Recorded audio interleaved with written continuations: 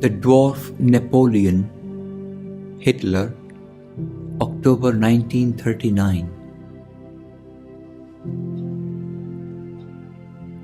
Behold, by Maya's fantasy of will, a violent miracle takes sudden birth. The real grows one with the incredible. In the control of her magician wand, the small achieves things great, the base things grand. This puny creature would bestride the earth even as the immense colossus of the past. Napoleon's mind was swift and bold and vast. His heart was calm and stormy like the sea, his will dynamic in its grip and clasp. His eye could hold a world within its grasp and see the great and small things sovereignly. A movement of gigantic depth and scope, he seized and gave coherence to its hope. Far other, this creature of a nether clay, void of all grandeur, like a gnome at play, iron and mud his nature's mingled stuff, a little limited visionary brain, cunning and skillful in its narrow vein, a sentimental egoist, poor and rough, whose heart was never sweet and fresh and young, a headlong spirit driven by hopes and fears, intense neurotic with his shouts and tears, violent and cruel, devil, child and brute, this screaming orator with his strident tongue, this prophet of a scanty fixed idea, plays now the leader of our human march. His might shall build the future's triumph arch. Now is the world for his eating a ripe fruit. His shadow falls from London to Korea. Cities and nations crumble in his course.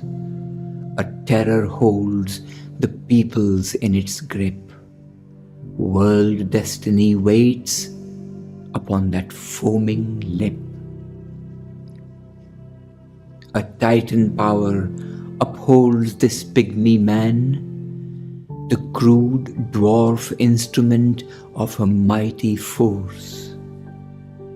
Hater of the free spirit's joy and light, made only of strength and skill and giant might, a will to trample humanity into clay and unify earth beneath one iron sway, insists upon its fierce, enormous plan.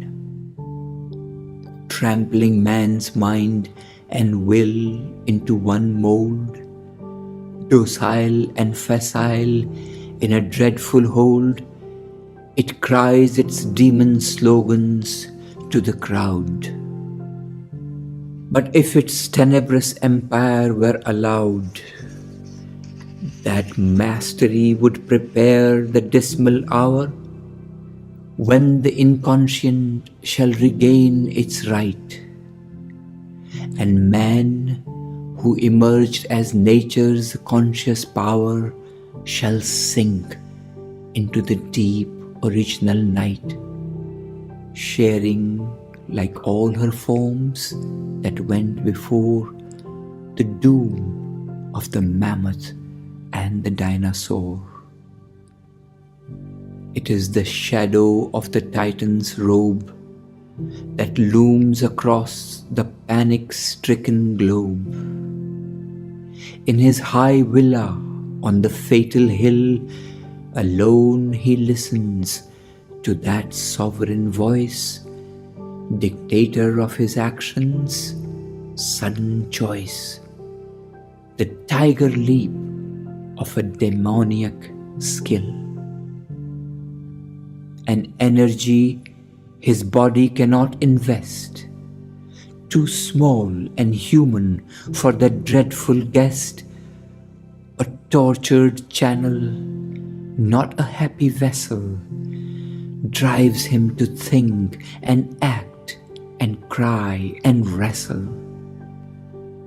Thus driven, he must stride on, conquering all, threatening and clamoring, brutal, invincible, until he meets upon his storm-swept road a greater devil, or thunderstroke of God.